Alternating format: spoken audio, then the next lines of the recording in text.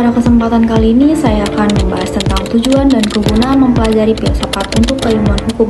Topik ini sangat penting karena filsafat merupakan fondasi berpikir yang mendalam dan kritis yang dibutuhkan oleh setiap mahasiswa hukum agar tidak hanya paham tentang hukum secara formal tetapi juga secara substansial. Nah, apa itu filsafat dan apa itu filsafat hukum? Filsafat adalah studi atau pemikir mendalam mengenai segala hal yang berkaitan dengan ekstensi, nilai, pengetahuan, dan kebenaran. Dalam konteks keilmuan, filsafat bertanya mengapa sesuatu itu ada, apa maknanya, bagaimana kita mengetahuinya. Sementara itu, filsafat hukum adalah cabang dari filsafat yang fokus hakikat hukum, keadilan, dan hubungan antara hukum dengan moralitas. Filsafat hukum tidak hanya membahas aturan hukum, tetapi juga menelaah nilai-nilai moral dan etika yang mendasarinya. Sebagai mahasiswa hukum, kita tidak hanya cukup hanya menghafal pasal-pasal, kita juga harus mampu memahami mengapa hukum itu ada, untuk siapa hukum itu dibuat, dan apakah hukum itu adil.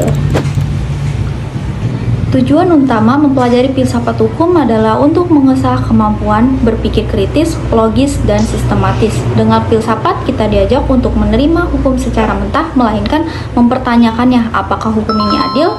Apakah hukum ini dibuat dengan niat yang benar? Apakah hukum ini sesuai dengan nilai kemanusiaan? Filsafat hukum juga mendorong kita memahami hukum secara menyeluruh, bukan hanya sebagai aturan yang mengikat, tetapi juga refleksi nilai-nilai dalam masyarakat. Ia membantu kita melihat alasan moral dan rasional di balik pembentukan sesuatu aturan hukum.